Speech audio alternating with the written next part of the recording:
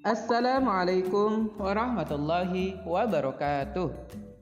Hai anak-anak soleh dan solehah, bagaimana kabar kalian hari ini? Semoga kita semua selalu berada dalam lindungan Allah Subhanahu wa Ta'ala. Nah, sebelum kita memulai pembelajaran hari ini, mari kita membaca doa terlebih dahulu supaya kita mendapatkan keberkahan dari Allah Subhanahu wa Ta'ala, serta kita mendapatkan ilmu yang bermanfaat. A'udzu billahi minasy syaithanir rajim. Bismillahirrahmanirrahim. Rabbi zidni ilma warzuqni fahma birahmatika ya arhamar rahimin. Nah, hari ini kita akan belajar tentang tema 6, subtema 2, perubahan energi. Sekarang kita akan memasuki pembelajaran 5.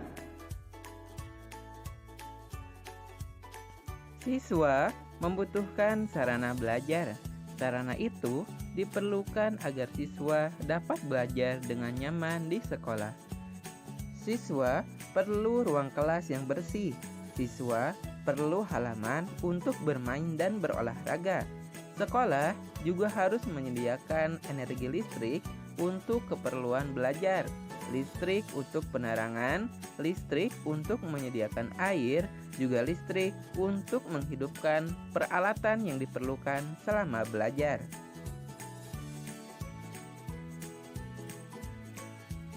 Setiap bulan, sekolah harus membayar penggunaan energi listrik. Sebagai warga sekolah, siswa wajib ikut melakukan penghematan listrik. Matikan lampu kelas jika tidak diperlukan. Matikan keran air setelah digunakan. Sebagai warga sekolah yang baik, siswa wajib menunjukkan kepedulian atas penggunaan energi di sekolah. Banyak hal yang dapat dilakukan dalam memenuhi kewajiban melakukan penghematan energi. Perilaku hemat merupakan perilaku yang disukai Tuhan. Tuhan menyukai orang-orang yang berbuat hemat. Tuhan menyukai orang-orang yang tidak melakukan pemborosan.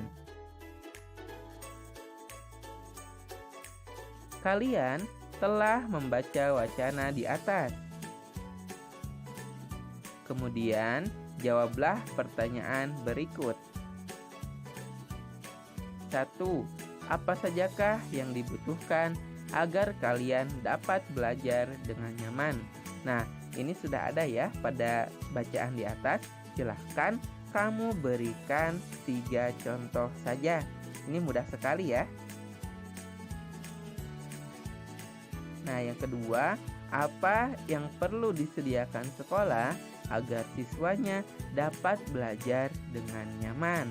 Nah, ini tentunya juga sudah dibahas di atas. Kamu tinggal berikan 3 contoh saja. Baca kembali ya.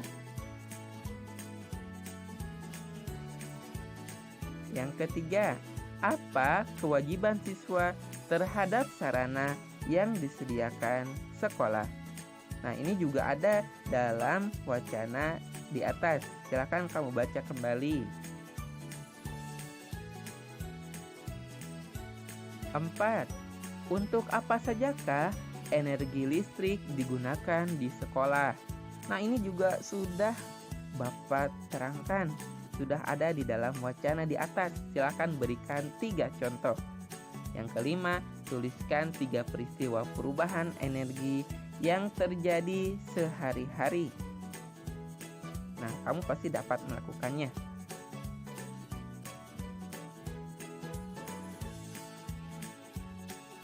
Sebagai warga sekolah yang baik, kalian memiliki kewajiban untuk menggunakan energi dengan baik.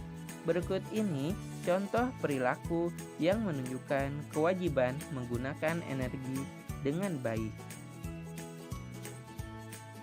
Berikan tanda centang pada gambar yang sesuai.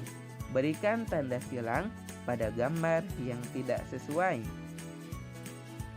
Nah, gambar 1. Di sini ada 2 gambar. Pertama ada seseorang yang sedang memboroskan air ya. Nah, apakah ini merupakan contoh perilaku menunjukkan kewajiban menggunakan energi dengan baik? Jika iya, beri tanda centang. Jika tidak, beri tanda silang. Nah, di pinggirnya ada seseorang yang sedang mematikan keran air. Nah, apakah ini contoh perilaku yang menunjukkan kewajiban menggunakan energi dengan baik? Jika iya, beri tanda centang. Jika tidak, berilah tanda silang.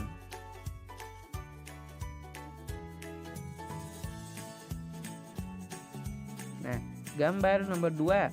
Di sini ada 2 orang yang sedang membersihkan kaca jendela.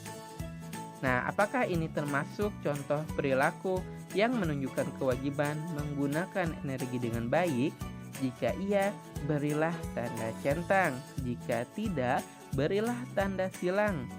Nah, di pinggirnya itu ada kipas angin yang dibiarkan menyala di dalam kelas, padahal para siswanya sudah pada pulang.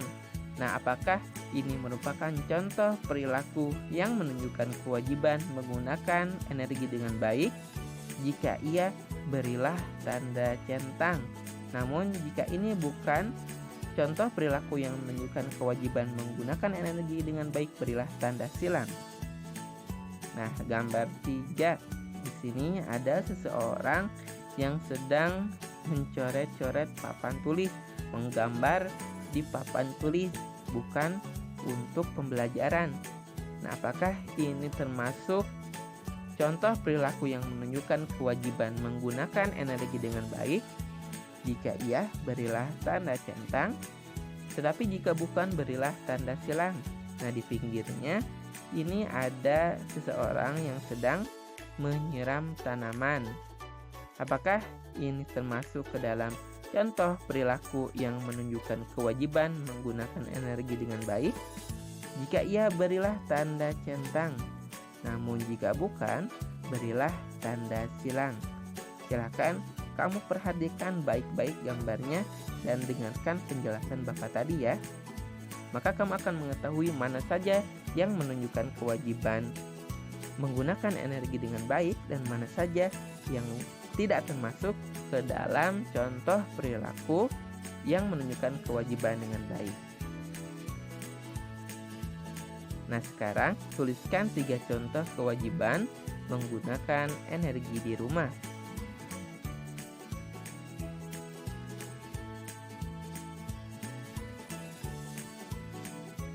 Nah, silakan kamu isi di sini ya. Kewajiban menggunakan energi di rumah. Silakan kamu tuliskan 3 contoh saja. Kalian harus melaksanakan kewajiban dengan penuh tanggung jawab. Penghematan energi merupakan tanggung jawab kalian. Menghemat energi sangat penting bagi kehidupan. Sikap ini merupakan rasa syukur kepada Tuhan.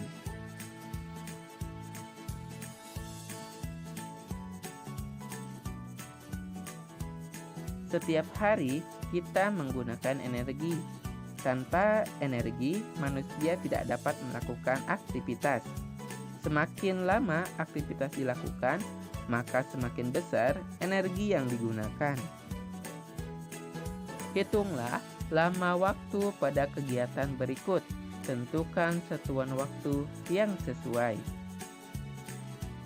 Nah, di sini yang pertama kegiatannya adalah menyiapkan sarapan yang dimulai dari pukul 5:45, kemudian selesainya 6:15. Kira-kira berapa lama waktunya ya?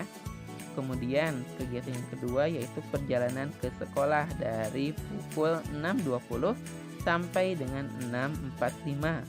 Nah, ini berapa lama coba? Kemudian yang kedua kursus bahasa Inggris yang dimulai dari 15:30 sampai 17:00. Kira-kira kegiatan ini membutuhkan waktu berapa lama ya? Kemudian yang keempat, mengerjakan PR yang dimulai dari pukul 19.30 sampai 21.00. Kira-kira berapa lama kegiatan tersebut dilakukan? Kemudian yang kelima adalah istirahat malam dari pukul 21.30 sampai 05.00. Kira-kira berapa lama ya waktu istirahat malam dihabiskan? Coba silahkan kamu hitung baik-baik setiap kegiatannya. Nah, untuk memudahkan, kamu bisa menggunakan jam dinding yang ada di rumahmu.